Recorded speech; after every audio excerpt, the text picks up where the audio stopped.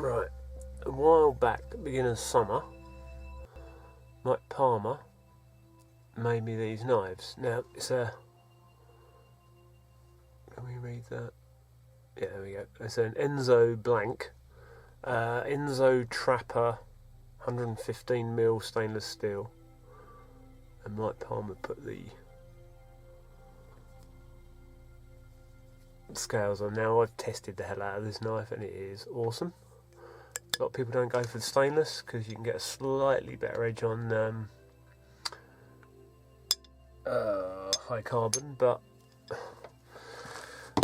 I prefer these. So anyway, because I've always used stainless steel knives in my butchery. So this one I also had made at the same time, which is like a flexible type boning knife, which is really annoying that the other week when I did the cutting up the deer on camp, I couldn't find the bloody thing. So, because that really annoyed me, I'm making a dual sheath for both of these. Now, because I don't use this one all the time, it's going to be a splittable sheath. So this is going to be my day-to-day knife. This will be visiting when I'm doing game prep. But, pop her in or tie them together somehow.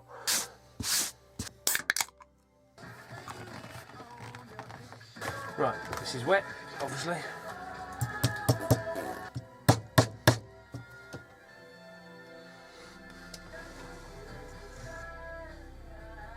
And this is a teaspoon, but it's got a nice little rounded end on it, which is really good for the old wet forming. So.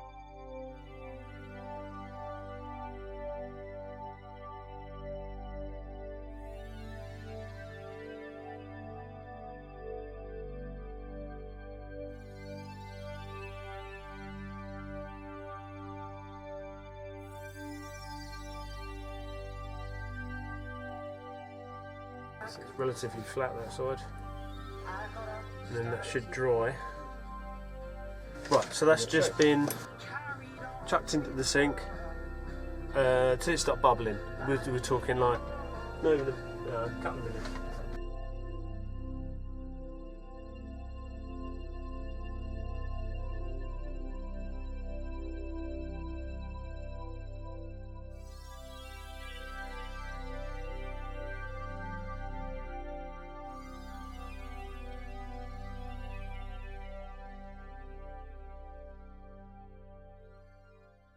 Right, so I've now left that to dry for a couple of days. Didn't bother putting it in the oven. I didn't want to overheat the leather because it can go a bit hard, but we've retained the shape there. And that's a nice snug fit, which is good. But once we get the welt in there, then that'll be not as tight a fit. And that's how the other ones come out, which is good.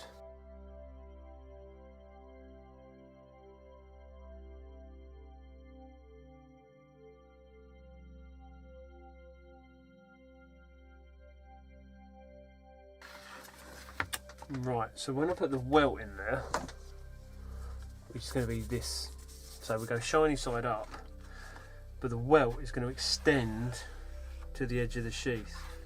So we've got shiny side up to put the poppers on, so then this sheath will clip to it. Does that make sense? Good. But what I'm going to do, I'll make the welt and fit the poppers in it.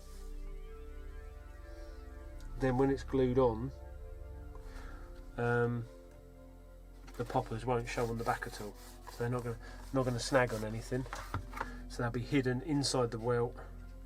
That'll be glued on. That'll be stitched round.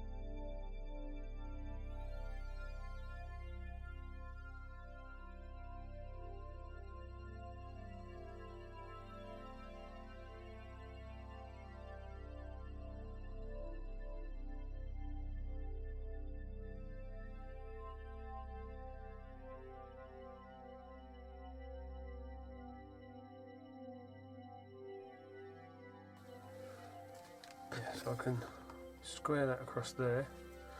I can square that another if I can get my stitching as tight to there as possible. I've got to get rid of that. That's where one of the wet forming nails was, so I'm going to lose that. So I can get my stitching in nice and close. We'll glue that together.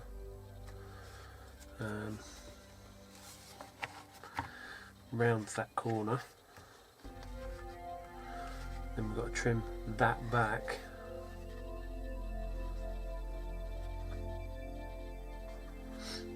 Well, we'll get our stitching as tight to this edge as we can with a welt in, and then we'll trim away this edge so we've got the overlap like that. So I've got a feeling I may have taken too much off, but I can always trim this back on because you're left plenty of room. So I've got to get these in tight. So I've only got like 5mm to get me stitching. It's a bit of an error, but there you go. These things are sent to test us.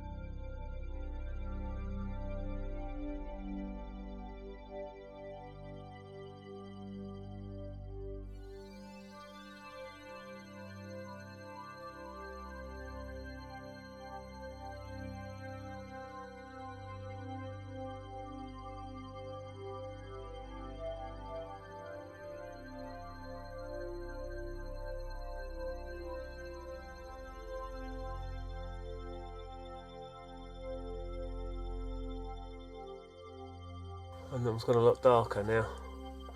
When you wet form, it does make the leather absorb the dye a bit more. So whether that one was wetter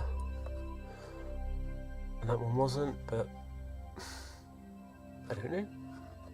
Slightly different area of the leather as well, or it might fade in time, or just put a bit more oil on it. Who knows? Who cares? Any sheath. It's going to get battered. We'll start with this one first.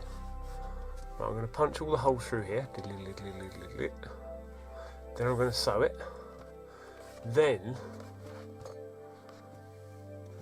wherever the stitching line comes through here, I'm going to have to cut off as close to it as possible those two layers. Those two layers of leather, so I can put the poppers on one layer of leather, this top leather here. So then the poppers can clip onto here. That makes sense? So I've got to lose.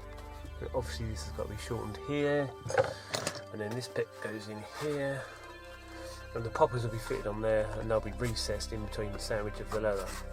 Make sense? Yeah.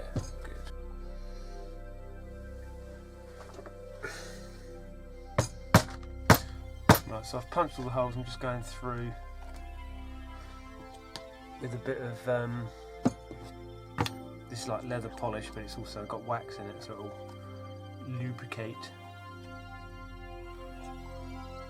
the holes to make it easier for the stitching to go in,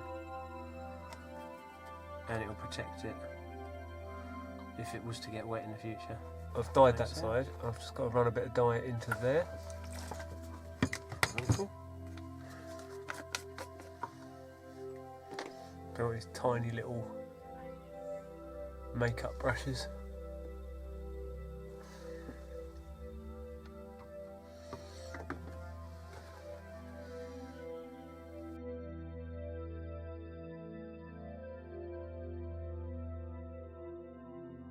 And obviously this could all go terribly wrong. And we'll got a plan again. So we can saddle stitch, we can get 2 needles and we can go like that with 2 needles. So it's all the way down with 2 needles, or I can go all the way down, round at the bottom, and then come all the way back. Now, some people don't like it because sometimes the needle can pass through the thread. But at the end of the day, the glue's going to hold it, and it's not going to snap the thread. So I've just got to be careful I don't end up stabbing through the thread with the needle, which can weaken it. Other than that, I find it a little bit easier and a little bit easier to pull it tighter, and it just saves it knotting up. So I want at least 4 times the length of the sheath, because you obviously you think, oh, I'll double it, but what starts to happen is the thread will start to fray. 4. Let's go for 5. Yeah, the thread starts to fray a bit, and then you have to cut it and put it re-put it back onto the needle, which gets really wasteful, and then you end up with this tiny little nubbin of thread and it drives you bonkers. Right, so there's my needles. Some nice big hand needles. There you go. So you want a nice big eye of your needle. Then we tuck that back like that. Right, so then we'll pull the glue apart a little bit.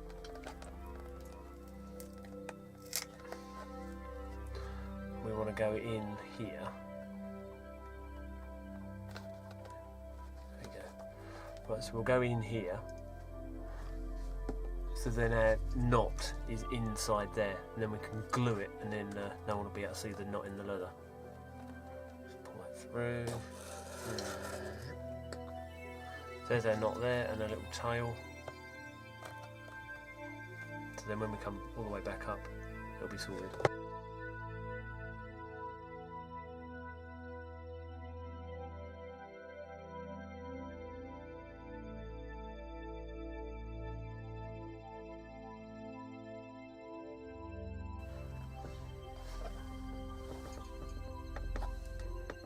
Trying to make it focus. Yeah, so there's every other stitch.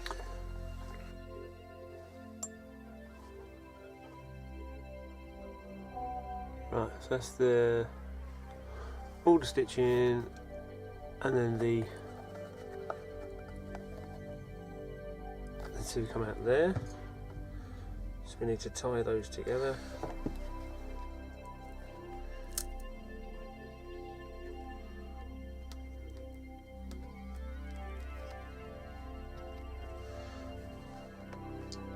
Yeah, so that's that stitched. That's the back there. So now I've got to mark right down this edge and cut away as tight as I can to the stitching without cutting into the stitching, which is going to be fun and games, but if it was easy it wouldn't be fun, would it? This is just a pricking wheel for doing stitching, but it's a little bit too small a spacing, but it'll help me eye it.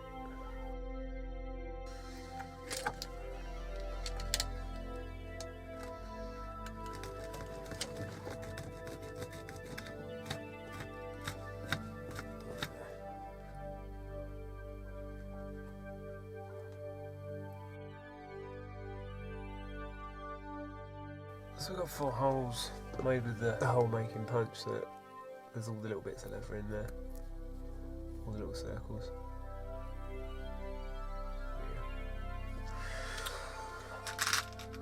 What happens is this divot sits in the end there. As you hammer it down, it burrs this end over, which locks into the other part of the ring and makes the leather in between. Yeah.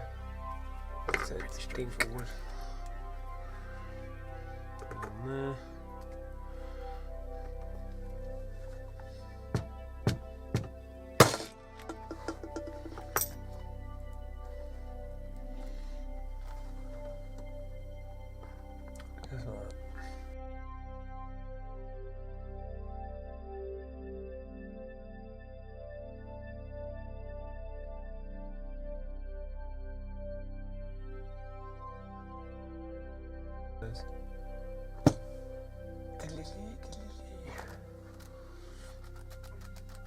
I'll have to pick a bit more of that glue off and paint some more dye in there, but it doesn't matter. It's only a prototype, so who really cares?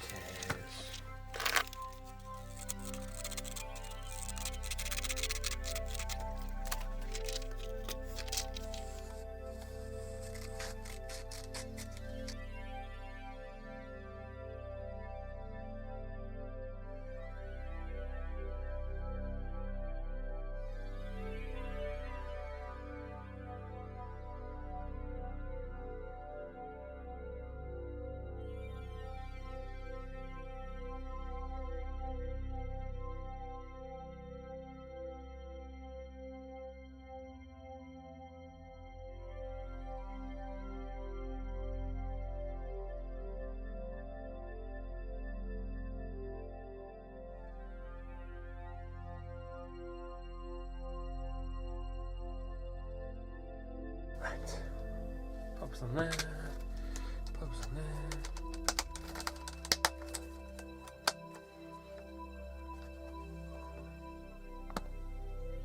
Matches up pretty flat.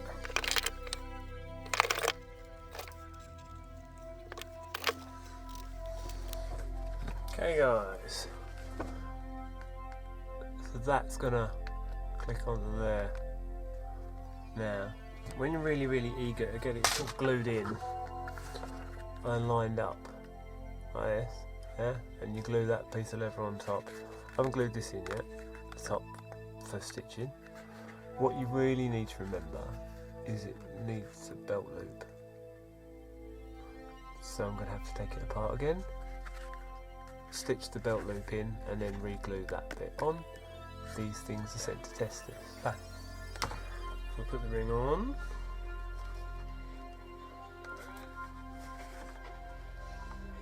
So that's where we want the dangler. So if we cut this off here and punch the holes, put a little row of stitching across there. Quite limited by space because I don't want to peel too much of this back.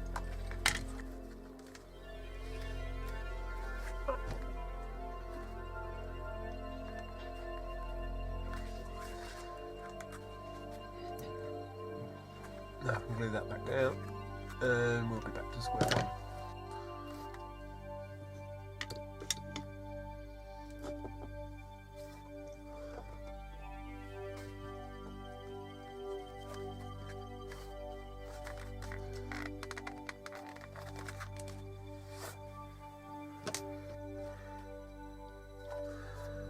Right, so I've marked that out.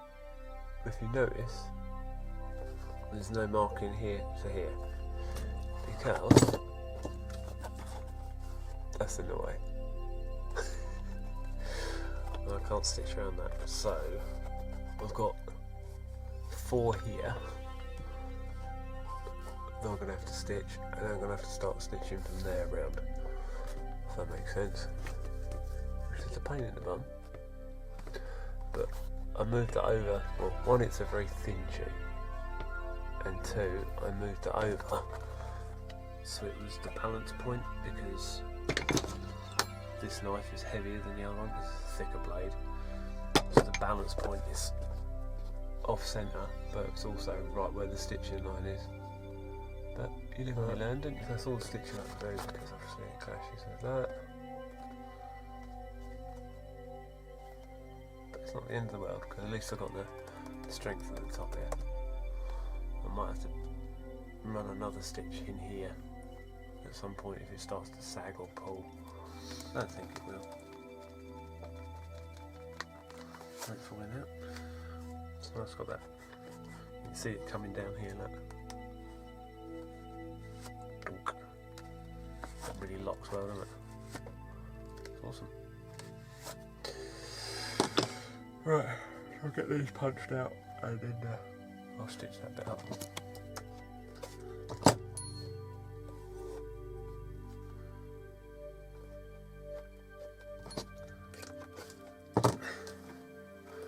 Right, stitched up, bolt lip on the back.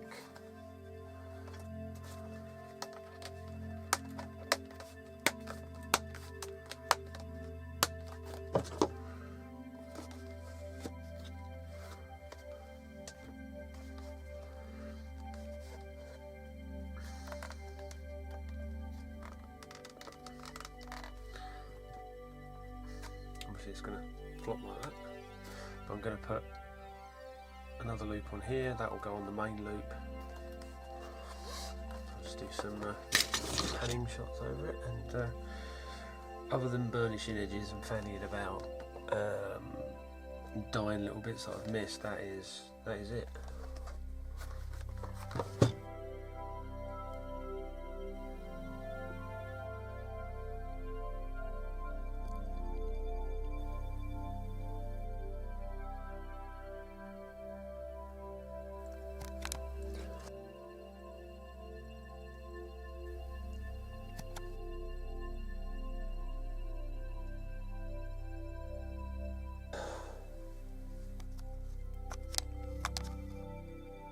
Right, so as this is my main knife, the one I always take, and this is just like a butchery special day one, I'm also thinking to make another square of leather that goes on the side here that can take a fire steel or a crook knife, or like a really small delicate carving knife.